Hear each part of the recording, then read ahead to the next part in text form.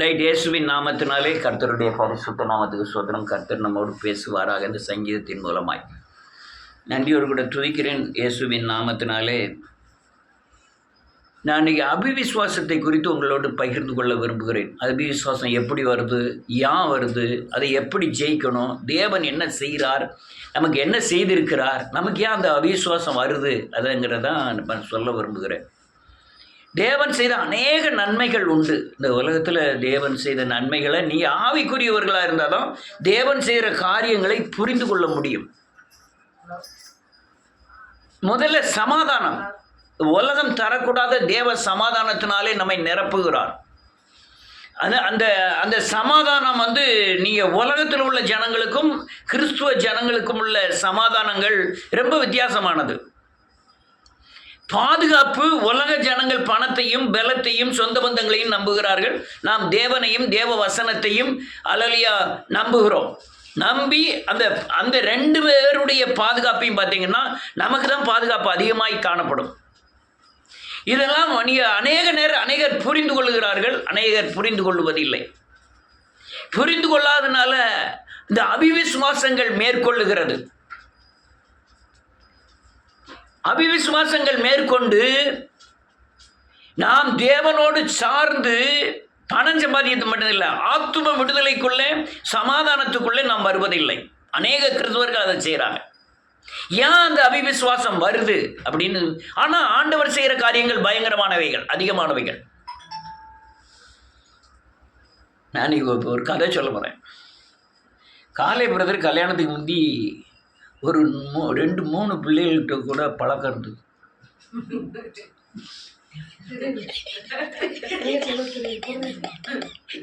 என்ன புரிஞ்சுது? ரைட்டு.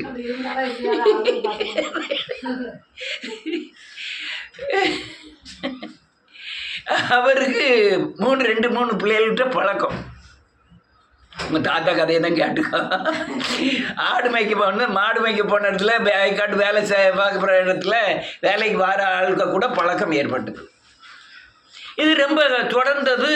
இவர் அந்த பிள்ளையை நேசிக்க, அந்த பிள்ளை இவரை நேசிக்க ரொம்ப நேசமெல்லாம் ரொம்ப பவர் ஆகிட்டு. திடீர்னு இந்த மெர்சியம்மாவை கொண்டு போய் எட்டி வச்சுட்டாங்க அப்பாவி. நல்லா கவனிக்கணும். நான் கதை சொன்னாலும் நீங்கள் கவனமாக இருக்கணும். மெர்சியம்மா கட்டி கொடுத்தோன்னா 4 பிள்ளைகள் பிறந்து ஒரு உடையில் ஒரு பிள்ளை இறந்து போச்சு. இந்த பிள்ளைகள் வளர்ந்துட்டு பிள்ளையை கட்டி கொடுத்தாச்சு, 2வது பிள்ளையை கட்டி கொடுத்தாச்சு, பையனுக்கெல்லாம் கல்யாணம் முடிச்சாச்சு. ஆனால் இவருக்கு பிள்ளையெல்லாம் வளர்ந்துட்டு பிள்ளைகள் பேரம்பேத்தியெல்லாம் எடுத்தாச்சு. ஆனால் இவருக்கு ஒரு, நான் சும்மா தம்பியாக சொல்லுவேன், நீங்கள் கோபம்லாம் பண்ணிக்கிடாதீங்க. இவருக்கு பிள்ளைகள் பிறந்த பிறகும் மனைவியை நேசம் வைத்த பிறகும் அந்த 3 பிள்ளைகளும் இவளை பேர் உறுத்திக்கிட்டே இருக்கு. என்ன உறுத்திக்கிட்டு இருக்கு? குற்றவாளியாய் தீர்த்து பாவ உணர்வை கொடுத்துக்கிட்டே இருக்கு. நீ வேதத்தில் சேர்ந்துட்ட, சரி, நல்ல பைபிள்லாம் வாசிக்கிற, ஆனால் நீ இப்படி தப்பு பண்ண தானே. யாரு? அந்த 3 பிள்ளைகள் பேசின வார்த்தைகள், நடந்த முறைமைகள் இது வேதத்தில் வந்த பிறகு, இவ்வளவு விடுதலை அடைந்த பிறகு நான் பிள்ளைகளை என்ன சொல்லுது புரியுதா? நீங்கள் தப்பாக புரிஞ்சுக்கிடக்கூடாது, என்ன இப்படி சொல்லிட்டாங்க. இங்கே வந்த உடனே நம்மளை உறுத்த ஆரம்பிக்கு. இவர் ஜெபம் பண்ண ஆரம்பிக்கிற அந்த 3 பிள்ளைகள் வரிசை நிற்கி. இந்த பிள்ளைக்கு இல்லையா வீட்டில் தேவைகள் வருது. அந்த 3 ஜெபம்னு நினைக்கிறாரு. 3 பிள்ளைகள் வரிசை நிற்கி வேதத்தை வாசிக்கன்னு நினைக்கிறேன். வேதத்துக்குள்ள அந்த பிள்ளைகள் தான் தெரியுது. அல்லேலூயா. இப்போ இவர் என்ன செய்கிறாரு? தன்னை ரட்சித்ததும் தான் செய்வனை வச்சு படுத்து உயிரோடு எழும்பினதும் பாடுபட்டு தேவன் விடுதலை ஆக்கினதும் என்ன செய்யறது? மறந்துடுது. இப்போ தேவனை நேசிக்க கூடாதபடி, தேவனை பின்பற்றக்கூடாதபடி தடை பண்ணுகிறது எது தெரியுமோ? அந்த பழைய பாவம். நான் அவருக்கு மட்டும் சொல்லல, அந்த பழைய பாவம் தந்தோடனே இவர் முன்ன செஞ்ச நன்மைகளை மறந்துட்டு பின்னால செய்ய போற நன்மைகளை விசுவாசிக்கக்கூடிய பலன் இல்லை. எத்தனையோ நன்மை செஞ்சிருக்கிறார் நமக்கு. ஆனால் வரப்போகிற காரியங்களுக்கு எல்லாருக்கும் அதை விசுவாசிக்க கூடாதபடி அந்த 3 பேரும் நம்ம இருதயத்தில் மனசாட்சியில் வந்து நம்ம குற்றவாளியாக்கி இருக்கிறது. அல்லேலூயா, புரிஞ்சுதா? இப்போ அவிசுவாசம் எதனால வருது? இவர் தப்பு இல்லை, இவர் வளர்ச்சியில தப்பு இல்லை, ஜெபத்தில் தப்பு இல்லை, பரிசுத்தத்தில். ஆனால் எது? அந்த பழைய பாவத்தை சரியானபடி அறிக்கை செய்து விட்டுவிடாதனால இந்த அவிசுவாசம் என்ன செய்யுது? மேற்கொள்ளுகிறது. அல்லேலூயா. அவருக்கு அந்த பாவமாக இருக்கலாம், இன்னொரு ஆளுக்கு இன்னொரு பாவமாக இருக்கலாம், இன்னொரு ஆளுக்கு இன்னொரு பாவமாக இருக்கலாம். இதுதான் அவிசுவாசம் மேற்கொள்ள அநேக பெரிய பெரிய ஊழியர்களையும் கூட பரிசுத்தவான்களையும் கூட மேற்கொள்ள காரணம் இந்த மனசாட்சி நம்மளை குற்றவாளியாய் தீர்க்கிறபடியினாலே. ஒரு வசனம் உண்டு, எங்கேயோ வாசிக்கலாமே யாராவது? 1 யோவானின் புத்தகம் 3வது அதிகாரம் 10வது வசனம்.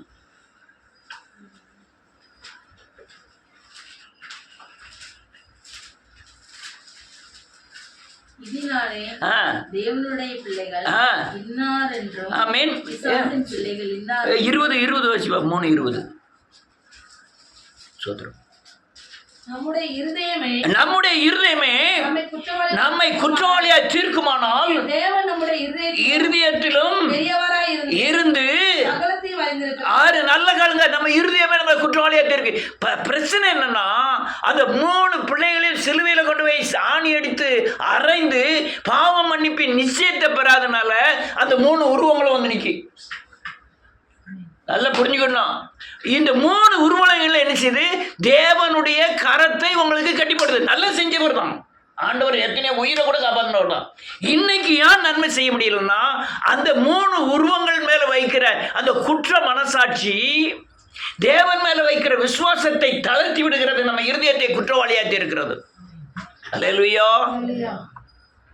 இந்த குற்றவாளியை தீர்க்க விசுவாசத்தின் பலன் குறைஞ்ச உடனே இயேசுநாதர் அவர் பிறந்த ஊர்லேயே ஒன்றுமே செய்ய முடியலையா? எழுதியிருக்கா? மார்க்கில் எழுதியிருக்கு. யாரு? வார்த்தையினாலே சகலத்தையும் உண்டாக்கினவர். வார்த்தையினாலே வானம் பூமி எல்லாத்தையும் உண்டாக்கினவர். ஒரு அற்புதம் தவிர வேற ஒன்றுமே செய்ய முடியல. ஏன்னா அந்த சொந்த ஊரில் ஜனங்கள் அவரை விசுவாசியாதபடியினால். நீங்க விசுவாசத்துக்காண்டி ரொம்ப பேசியிருக்காரு. ஏன் அற்ப விசுவாசிகளை ஏன் உங்களுக்கு விசுவாசம் இல்லாமல் போயிட்டு? ஆனால் தேவன் செய்த நன்மைகளோ அதிகம். இந்த குற்ற மனசாட்சி எப்போ இந்த விசுவாசம் நீங்கி பெரிய காரியங்களை உங்க குடும்பத்தில் கர்த்தர் செய்யணும்னா இந்த பழைய காரியங்கள் உங்களை இருதயத்தை குற்றவாளியா தீர்க்கக்கூடாது. தீர்க்கக்கூடாதுன்னு என்ன செய்யணும்? சரியான மனம் திரும்புதலில் வந்து இன்னைக்கு நான் பாவ மன்னிப்பின் நிச்சயத்தை பெற்றுட்டேன், அந்த குற்றம் எனக்குள்ள இல்லை, நான் சிலுவையில் என்ன நினைச்சிட்டேன், ஆணி அடிச்சு நான் விடுதலை ஆகிட்டேங்கிற விசுவாசத்தின் பலன் வந்தாதான் அதுக்கு அடுத்தால விசுவாசத்தின் கிரியைகள் உங்களுக்கு செய்யும். யாருக்கெல்லாம் குற்ற மனசாட்சி இல்லை? குற்ற மனசாட்சி இல்லைன்னா நீங்க மனுஷனே இல்லை. ஆனால் குற்ற மனசாட்சி வந்து உங்களை குற்றவாளியை தீர்த்துக்கிட்டே இருக்கக்கூடாது. பாவ மன்னிப்பின் நிச்சயத்தை என்ன செஞ்சிடணும்? பெறணும். நீங்க அப்படி பெற்றாதான் தேவன் அடுத்தாலும் உங்களுக்கு அநேக கிரியைகளை செய்வார். அல்லேலூயா. அவர் நிச்சயமா அதெல்லாம் செய்வார்.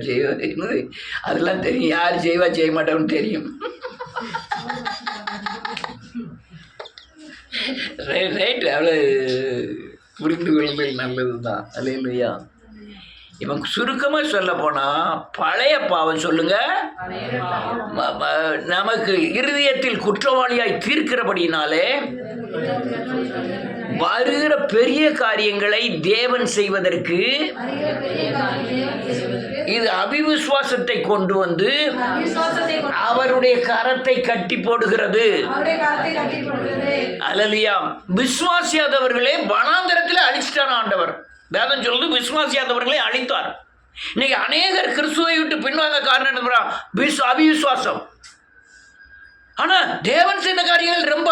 ஆனா அவிசுவாசம் மேற்கொள்ள காரணம் இந்த சாபத்தில் இருந்து இவங்க விடுதலை ஆகல, பழைய பாவத்தில் இருந்து விடுதலை ஆகல. அல்லேலூயா.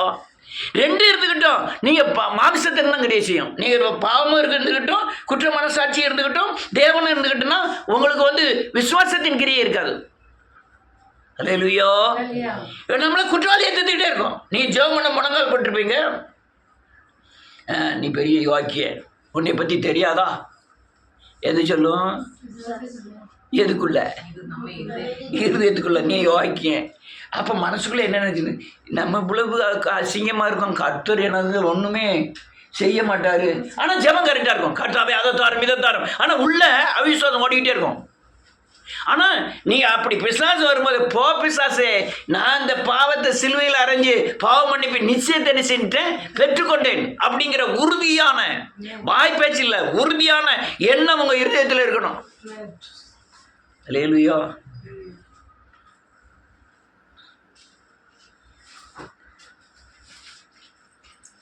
இந்த இருதயத்தில் உங்க இந்த எண்ணம் இராத வரை உங்க ஜெபம்லாம் கேட்கப்படாது.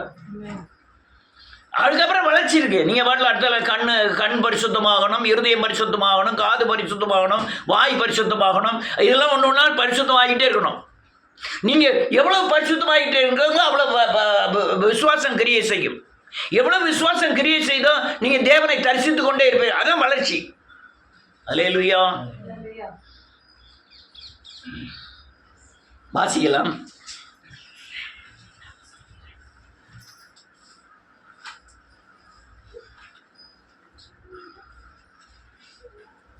பன்னிரெண்டாவது வசனம்.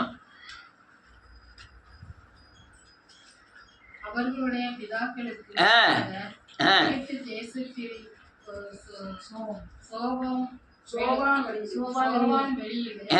அவர் அதிசயமானவர்களை செய்தார். கடலை பிளந்து அவர்களை கடக்க பண்ணி ஜலத்தை குவியலாக நிற்கும்படி செய்தார். ஒன்றும் வேண்டாம். அவையார் சித்தி பெரியம்மாட்ட போய், நான் அடுத்த வாரத்துலேருந்து தொடர்ந்து நீ ஞாயிற்றுக்கிழமை சர்ச்சுக்கு வந்துடணும்னு சொல்லிப்பாரு. இல்லைன்னா ஒன்றும் வேண்டாம், உங்கள் அப்பாட்ட ஒரு 1,00,000 ரூபாய் வாங்கி, ஏன் அவ்வையார் பெரியம்மா இந்த 1,00,000 ரூபாய் வச்சுக்கோ, நீ சர்ச்சுக்கு வந்துக்கிட்டே இரு அப்படின்னு சொல்லிட்டு பார்ப்போம். இல்லை, ரூபாயை கொடுத்ததுக்கு ஒரு 2 வாரம் வரும், 3 வாரம் வரும். அவர் இல்லை, உங்க மாமாட்ட போய் சொல்லு, உங்க பெரிய மாமாட்ட போய் சொல்லு. என்ன செய்ய மாட்டாங்க?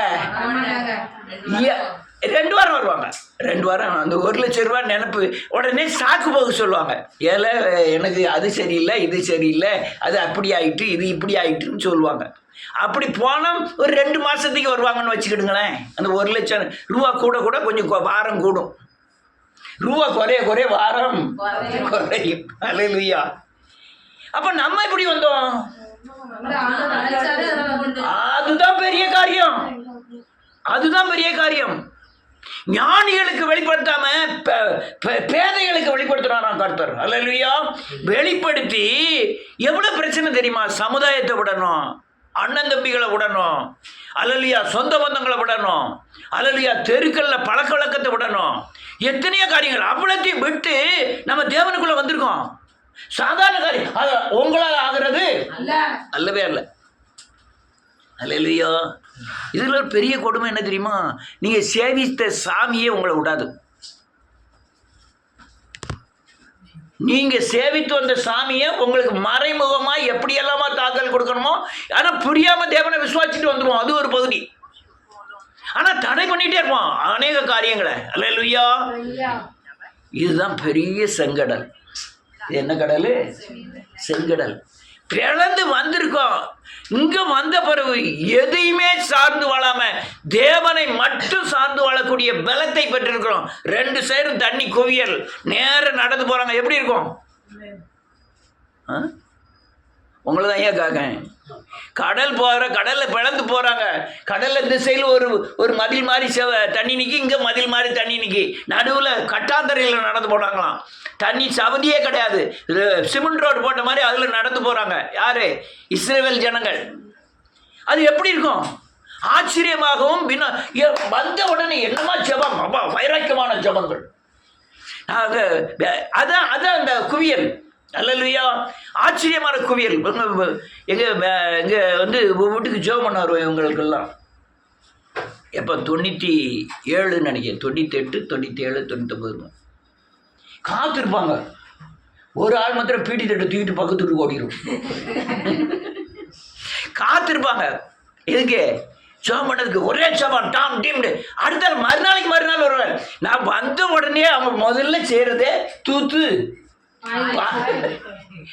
இவர் இங்க எதுக்கு வர்றாரு? இங்கதான் ஏதோ ஒரு விடுதலை, ஏதோ ஒரு பாதுகாப்பு, ஏதோ ஒரு சந்தோஷம். உடனே இதெல்லாம் குவியல்கள் பிளந்து நடத்தினாரு. அது பயங்கரமான காரியம். அடுத்தால என்ன எழுதிருக்கு? பகலிலே மேகத்தினாலும் ஆமென், ராமுழுதும் அக்கினி வெளிச்சத்தினாலும் ஆமென், அவர்களை வழிநடத்தினார். அவர் வழி நடத்தினார் மேகத்தினால. அல்லேலூயா. நான் எங்க போறேன்? வேத கோயிலுக்கு. எந்த வெக்கமும் கிடையாது. நீ சாதாரண ஒரு ஆள் இந்த இந்துக்காரன்ட்ட நீ ஏசன்னு சொன்னாலும் வெக்கப்படுதான். இப்ப எந்த வெக்கமும் கிடையாது. ஏன்னா நான் இயேசுவை சேவிக்க போகிறேன் அப்படிங்கிற ஒரு தைரியம். நமக்கு தெரியாம அந்த விக்கிரகம் படுத்தின பாடுகள்லாம் இருக்க பயங்கரமா இருக்கும். ஏகப்பட்ட நெருக்கங்கள் வரும். நீங்க கிறிஸ்துக்குள்ள வந்த உடனே சேவிக்க கூடாது. அதுதான் நம்ம பக்தியை பெருக பண்ணுறது. அந்த இருளை பூரா தேவன் தன் அக்கினியினாலே சுட்டரித்து நம்மை அல்லேலூயா அது வெளிச்சத்தில் நடத்துகிறார். அல்லேலூயா. ஏங்க வந்து வேதவசனத்தை வாசிச்சதை பார்த்தா, ஜெப கூட்டங்களில் கலந்துக்கிட்டதை பார்த்தா, சொரண்டையில் அகஸ்டின் ஜோகுமார் வாராருன்னா தொக்கு படக்குன்னு சோறு பொங்கு, சோறு இல்லைனாலும் காய்கறி இல்லைனாலும் உடனே பைக ஒரு கூடையில் பைபிளை வச்சுக்கிட்டு குடுன்னு ஓடுறது. ஏன் அன்னைக்கு அங்கே போயாச்சு, தென்காசியில் ஒரு மீட்டிங். உடனே அங்கே போய் முதல்ல போய் உட்காந்து அல்லேலூயா அல்லேலூயா அல்லேலூயா. எதுவுமே தெரியாது. ஆனா ஓடுறது வெளிச்சம். மேகஸ்தம்பமும் அக்னி ஸ்தம்பமும் நம்மை பாதுகாத்து கொண்டு வந்தது. அல்லேலூயா. இன்னும் நிறைய காரியங்கள் இருக்கு. அடுத்தால ஆமென். குடிக்க கொடுத்தார். வரப்பட பண்ணி ஆமென். போதும், ஒரு நிமிஷம்.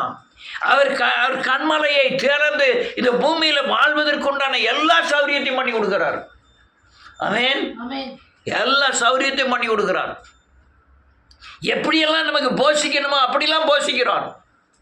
அதிசயம் அப்ப நடந்த அதிசயம் இப்ப காணல. உண்மைதானே? இல்ல, அன்னைக்கு நடந்த அதிசயம் நெதம் சாட்சி சொன்னோம். நெதம் தேவன் அதை செஞ்சார் இதை செஞ்சாருன்னு. இப்ப விடியாமல் சாயங்காலம் சாட்சி சொல்லி வாயை திறக்கிறதுக்கு வழி இல்லை. அன்னைக்கு அற்புதமான சாட்சிகள். ஏன் நீங்க குற்றமான சாட்சி மறைக்கி நம்மள? அல்லேலூயா. அன்னைக்கு குற்றம் என்னன்னு தெரியாது. இன்னைக்கு குற்றம்னா என்னன்னு தெரியுது. அது பாவம்னு தெரியுது. அது மறைக்கிறதுனால அபிவிசுவாசம் மேற்கொள்ளுகிறது. அவர் அன்னைக்கு போஷித்த விதங்களே வித்தியாசமானது. அல்லேலூயா. முதல் போஷித்த விதங்கள்லாம் ரொம்ப வித்தியாசமானது. என்ன சமாதானம், என்ன சந்தோஷம், அப்படியே விடுதலை. அப்பா அல்லேலூயா.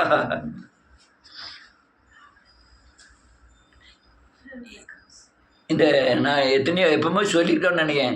பக்கத்து கடைக்காரன் ஆண்டி கொண்டார் பையன் முருகன். அவன் நான் போய் சர்ச்சு, அவன் அப்பாவுக்கு தெரியாமல் போய் சர்ச்சில் 10 மணிக்கு மேலே கதவை திறந்து உள்ளே இருந்து ஜோம் பண்ணதும் அவன் சொல்லுதான், ஆண்டவர் தெரியுதாருண்ணே, ஆண்டவர் சிலுவை எடுத்துகிட்டு வராருண்ணே, வெளிச்சம் தெரியுதுண்ணே, இறங்கி வராருண்ணே. பொய்யே சொல்ல மாட்டான் அந்த பையன். அப்படியே இறங்கி வர்றேண்ணே அப்படின்னு டெய்லி என்ன பண்ணிட்டான். ஏன்னா நான் எங்கள் அப்பா வந்துடுறேன் 10:30 கடை அடைக்க சொல்லுவார். நான் 9:30 அடைச்சிருந்தேன். நீங்களும் 9:30 கடை அடைங்க, 2 பேரும் போய் ஜோம் பண்ணுவோம். எனக்கு ஜோம் பண்ண தெரியுதா இல்லையா, ஆண்டவரை பார்க்கணுமா? பொய் சொல்ல, உண்மையை சொல்லுதேன். ஒரு வாரமாக தொடர்ந்து வந்துட்டான். இன்னொரு பக்கத்து கடைக்காரன் கிட்டுன்னு இருக்கான். அவன் மிச்சர் கடை தான். அவன் அப்பா கூப்பிட்டு சொல்லிட்டான், என்னங்க அவன் குட்டியப்பா கூட சேர்ந்து சர்ச்சில் போய் ஜோம் பண்ணிகிட்டு இருக்கான். அவங்க மாமன் ஒன்று மறுநாள் பார்க்க. ஏன்னா நம்ம கடைக்கு வராதுங்க, இன்னும் காவி வெட்டி உடுத்தி காவி துண்டு போட்டு நல்ல பட்டையெல்லாம் அடித்து நிற்கான். ஏன்னா எங்கள் அப்பா கூட்டி கொண்டு போய் மாலை போட்டாருண்ணே, நமக்கு வந்துடுறாங்க என்ன எங்கள் வீட்டில் பாருங்க. நான் என்ன நினைக்கிறேன், நான் 3 வருஷம் 4 வருஷத்துக்கு முந்தியா அவங்களுக்கு முந்தியே சர்ச்சை போயிட்டுருக்கேன். எனக்கு ஒரு சிலுவை தெரிய மாட்டேங்குது, ஒரு வெளிச்சம் தெரிய மாட்டேங்குது. இவன் நேற்று வந்து முழங்கால் போட்டால் அவனுக்கு சிலுவை தெரியுது, முளை வேலை. அல்லேலூயா. யாருக்கு என்ன ஆகாரம் கொடுக்கணும்னு அவருக்கு அவ்வளோ ஆகாரம் அவனுக்கு கொடுத்துருக்காரு. அவன் நின்றுட்டான். எனக்கு ஆகாரம் தரல, கண்டு விசுவாசம் பார்க்கலாம். அவனுக்கு அவ்வளோ தெரிஞ்சு அவன் நின்றுட்டான். அவ்வளவு தூரம் தேவன் ஒவ்வொரு ஆளையும் ஒவ்வொரு விதமாய் நடத்துகிறார். அடுத்த வசனம் என்ன எழுதுக்கு? கண்மலையிலிருந்து அடுத்த என்றாலும் இல்ல இந்த வார்த்தை கண்மலையில நீரோட்டங்களை புறப்பட பண்ணி தண்ணீரை நதி போல ஓடுவரப்படி செய்தார் என்றாலும் அவர்கள் பின்னும் அவருக்கு விரோதமாய் பாவம் செய்து வறண்ட வெளியிலே மனத்துக்கு போக முடிந்தார்கள். ஆமீன். பிரச்சனை என்னன்னா, எல்லாருக்கும் தெரியும். என்ன தெரியும்னா, எந்த மனுஷனுக்கு தெரியாத, எந்த மனுஷனும் எந்த டாக்டராலும் குணமாக்க முடியாத வைத்த வலியை தேவன் குணமாக்கினார். எல்லாரும் நல்ல தெரியும், எனக்கு இந்த பிரச்சனையை தீர்த்தவர் தெரியும். ஆனாலும் என்ன ஆண்டவர் ஓடி ஓடிதான் என்னத்தை அவ என்ன சொல்லுதான் பாருங்க. என்றாலும் என்ன அர்த்தம்? இந்த கண்மலையில் தண்ணீரை கொடுத்தாலும், மேக சம்பத்தில் நடத்தினாலும், கடலை பிளந்து நடத்தினாலும், என்றாலும் அவர்கள் பின்னும் அவருக்கு விரோதமாய் பாவம் செய்து வறண்ட வெளியில் உன்னதமானவருக்கு கோபமூட்டினார்கள்.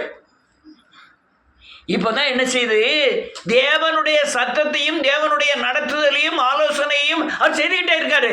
அவரை காணக்கூடாதபடி இருள் நம்மளை மூட ஆரம்பிக்க. ஏன் தெரியுமா? அந்த பழைய பாவம். அல்லேலூயா. நம்ம என்ன தெரிந்தாலும் அந்த அந்த அந்த கீழே உட்காந்துக்கிட்டு அப்படியே யோசனை பண்ணிக்கிட்டு இருப்பாங்க. கட்டில குடியிருப்பிலிருந்து அப்படியே ஓட்டமாக வந்து செங்கோட்டையில் வந்து ஒரு படம் பார்த்துட்டு 2ஆம் ஷோ பார்த்துட்டு நடந்தே போனோமே. நம்ம அவன் பக்கத்து வீட்டு முருகன், அவன் பால்காரன் சந்திரன், நம்மெல்லாம் எவ்வளவு நடந்து போனோம். எங்க வந்துட்டான்? தேவனுக்குள்ள வந்திருக்கோம், அபிஷேகம் பெற்றிருக்கோம், வரம் பெற்றிருக்கோம், ஏன் ஒரு போதகரம் ஆயிட்டோம். அந்த எண்ணம் எங்க கொடுக்கு? அங்க கொடுக்கு. அல்லேலூயா. நம்மளை அறியாமலே நம்ம சினிமா பாட்டு வாயில வரும் தெரியுமா?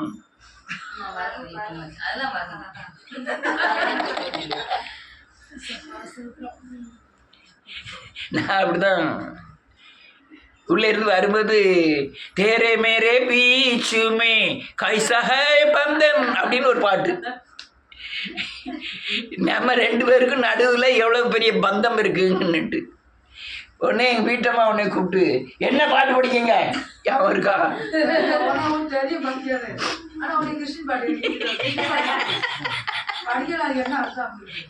என்ன என்ன அர்த்தம்?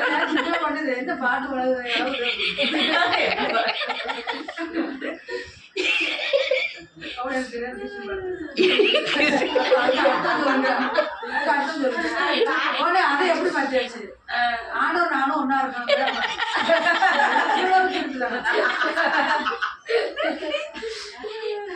யாருக்கு?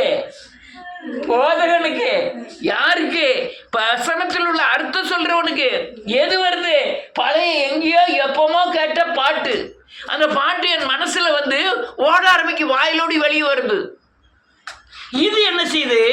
இதுல இருந்து நான் குற்றத்துல இருந்து விடுதலை ஆகல, சிலுவையில் அறையப்படல. அதனால என்ன எதிர்காலத்துல தேவனை நோக்கி பார்க்கிறது என்ன செய்யுது? தடை பண்ணுது, அபிவிசுவாசப்படுத்துது. என்ன எல்லாரும் புரிஞ்சுக்கிட்டே, நல்லா புரிஞ்சுக்கிட்டேன்னா உங்களுக்கு ஆபத்து இல்லை. ஏன்னா அதுக்கப்புறம் என்னன்னு தெரியுமா? தேவன் செய்யற காரியங்களே மறைச்சிரும். ஆனா தேவன் இரக்கமுள்ளவராக இருக்கிறதுனால உங்களை பாதுகாக்கிறது, போஷிக்கிறது அதெல்லாம் செஞ்சுக்கிட்டே இருப்பாரு. ஆனா உங்களுக்கு என்ன செய்யாது? இன்னும் நல்ல கேளுங்க, ஒரு நிமிஷம் தேவன் உங்களோட இல்லைன்னா சின்ன பண்ணமாயிரும். இந்த உலகத்துல ஒரு நொடி உன்னை கைவிட்டேன், ஆனாலும் மிகுந்த இரக்கத்தோடு உன்னை சேர்த்து கொண்டேன். ஒரு நொடி போய் கழுகி விட்டாலும் என்ன ஆகும் தெரியுமா? சோல் முடிஞ்சிடும். ஆனால் நம்ம அபிசுவாசப்பட்டாலும் பழைய காரியங்களை விடுதலை ஆகலைனாலும் இந்த காரியம் அல்லையா இந்த பாதுகாப்பு இருக்க தான் செய்யும். அல்லையா. அடுத்த என்ன இருப்பாருங்க? தங்கள் இச்சைக்கேற்ற போஜனத்தில் தங்கள் இதயத்தில் தேவனை பரீட்சை பார்த்தார்கள். ஆமென். அவர்கள் தேவனுக்கு உடமை பேசி தேவன் வனாந்தரத்தில் போஜனம் வந்து ஆயத்தப்படுத்த கூடுமோ? இதோ அவர் கண்களை அடித்ததினால் தண்ணீர் புறப்பட்டு நதிகளாய் புரண்டு வந்தது. அவர் அப்பத்தையும் கொடுக்க கூடுமோ? தம்முடைய ஜனத்திற்கு மாம்சத்தை ஆயத்தப்படுத்துவாரோ? ஆமென். அவன் யாரோ சொன்ன மாதிரி கண்களை அடித்து தண்ணீர் புறப்பட்டு வந்துச்சான். ஆனா அதிகா புரண்டு வந்துச்சான். ஆனா அப்பத்தை கொடுக்க முடியுமோ? மாம்சம் கொடுக்க நல்ல காலுங்க.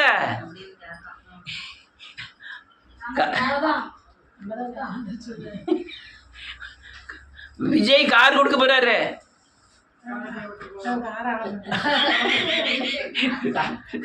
வீட்டுக்கு எல்லாருக்கும் ஒவ்வொரு காரு. உடனே நம்ம கேக்குறது பெட்ரோல் கொடுப்பாரோ? அவரு என்னது கண்மலையை உடைச்சி தண்ணியை கொடுத்துருக்காரு. இவரு என்ன அப்ப வானத்திலிருந்து அப்பத்தை கொடுக்க முடியுமோ? ஆகாரத்தை கொடுக்க முடியுமோ? நான் என்ன செய்வேன்? அப்பத்தையும் தண்ணியும் சாப்பிட்டுட்டு தூங்குவேன். இது அவிசுவாசம்.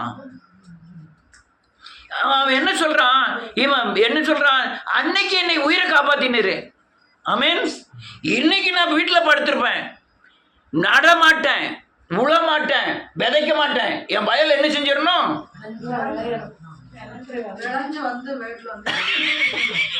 அநேகருடைய நிலைமை தான். நீர் அதை செய்திடலாம்.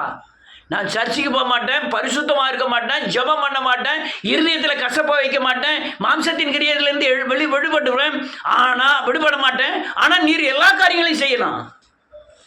அநேகருடைய நினைப்பு அப்படிதான். ஆமென். அதை செஞ்சார இதை செய்ய மாட்டாரா அப்படிங்கிற எண்ணெல்லாம் கிடையாது. அல்லையா? தண்ணீரை கொடுத்தாரு, அப்பத்தை கொடுப்பாரா? அப்பத்தை கொடுத்த பிறகு இறைச்சியை கொடுப்பாரா? கொடுப்பாரு. அதுக்கப்புறம் ஆப்பு வைப்பாரு. அதுக்கு என்ன எழுதிருக்கு அதான் சரியாரு. அதுக்கு அடுத்தால என்ன எழுதிருப்பாருங்க? ஆகையால் கோபம் கொண்டார். ஆமென். போனதினால் ஆமென் அக்கினி பற்றி எரிந்தது. ஆமென். கோபம் உண்டது. ஒரு நிமிஷம் கடுமையான கோபம் வந்துட்டு எல்லாத்தையும் அழிச்சுட்டார். அவ்வளோத்தையும் எல்லாத்தையும். ஹல்லேலூயா. புதிய ஏற்பாடுல மனுஷனுடைய மாம்சத்தை அழிப்பதில்லை. அவர் என்ன செய்வார்? நீ எப்படி போகணுமோ போய்க்கா. கொஞ்சம் கையை தூர எடுத்தாருன்னா நம்ம சேவித்து வந்த அநேக விக்கிரகத்தின் பிடிகளில் போய் சிக்குவோம். எங்கே என்ன நடக்குதுன்னே தெரியாது. அநேக பாதுகாப்பு இருக்கிறதுனால தான் நம்ம வீட்டில் அழுகுறல் இல்லை. இல்லைன்னா அவர் கையை எடுத்துட்டாருன்னு வச்சுக்கணும், எங்கே தாக்குவோம்னே தெரியாது. நம்ம பல கோணத்தில் பாதுகாப்பு தேவை. ஹல்லேலூயா. ஆனா அநேகருக்கு இதெல்லாம் எங்கேருந்து வருதுன்னா அந்த சரியானபடி விடுதலை ஆகலாம் தான். கேரே மீரே பீச்சில் பாட்டு படிச்சோம்ல, அதனால தான். ஹல்லேலூயா. அந்த படத்தை ஏகப்பட்ட தடவை பார்த்தேன். எத்தனை எங்க பாம்பேல வச்சு சத்தமா வாயில வந்துட்டு ஒரு உதாரணம் அவருக்கும் எனக்கும் உள்ள ஐக்கியத்தை